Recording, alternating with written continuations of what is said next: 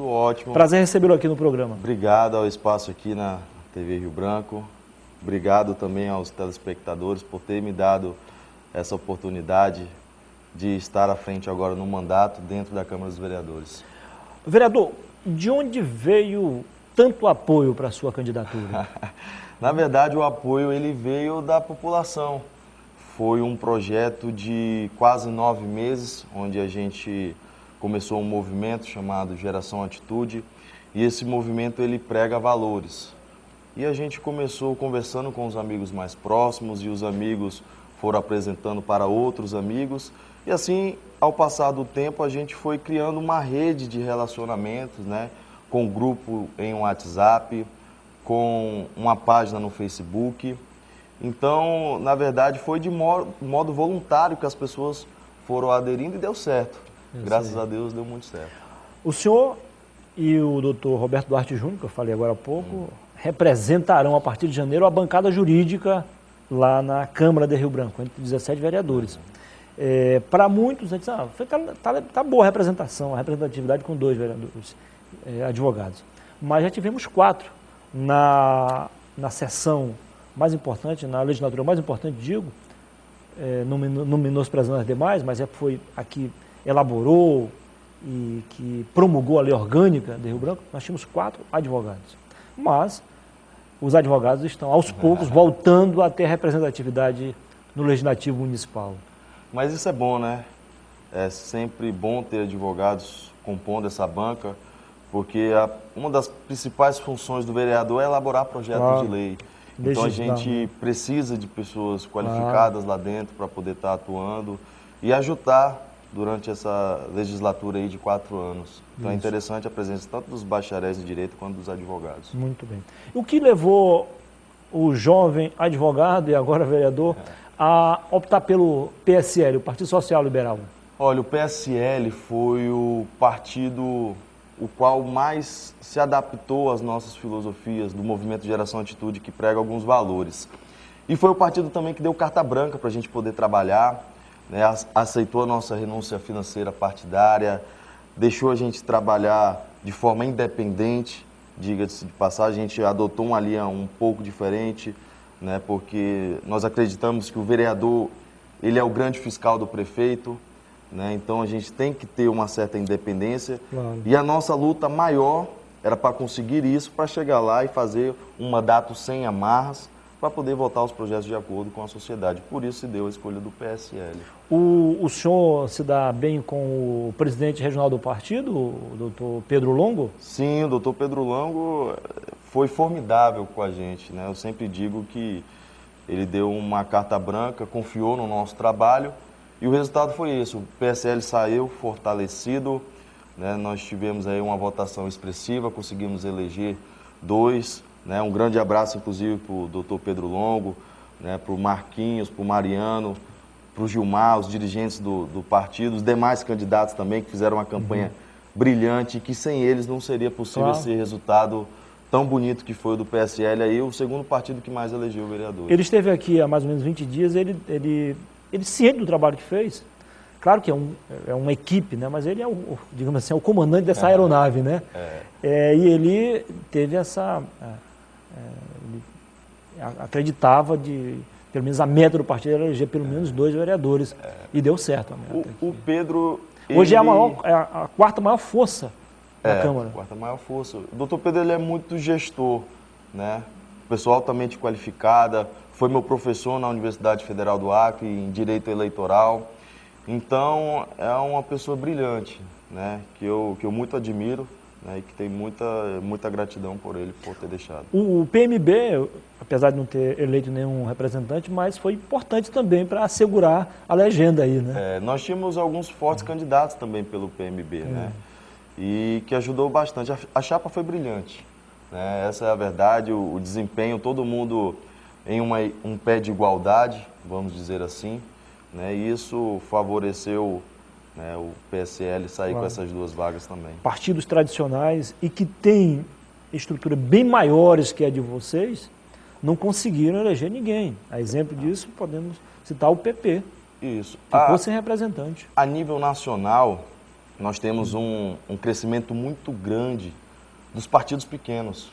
Os partidos grandes hoje estão tendo um desgaste, e isso é normal, né? O desgaste do poder. Então, os partidos pequenos estão em crescimento, né? Aqueles partidos que têm visão liberal também estão em crescimento, e o PSL é o partido que se encaixa nessas duas filosofias, né? Tanto de ser pequeno quanto de ser liberal. Muito bem. Qual é a sua principal bandeira de luta a partir de janeiro lá na Câmara?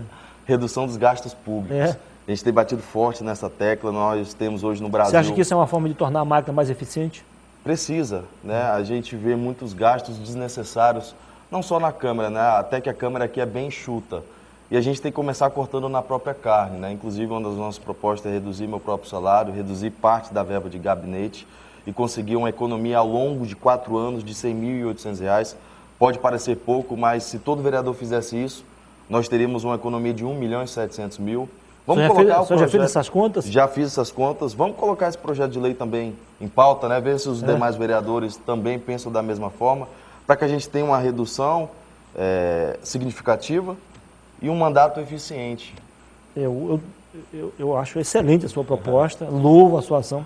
No entanto, eu acho que logo a metade, mais da metade, vai começar a olhar de banda, assim, viu? Não, mas eu acho que não é um sacrifício tão grande, né? Dá sim para fazer, não é algo surreal, não estou falando em cortar metade do salário, mas a gente tem que começar dando o exemplo, é isso que eu sempre falo.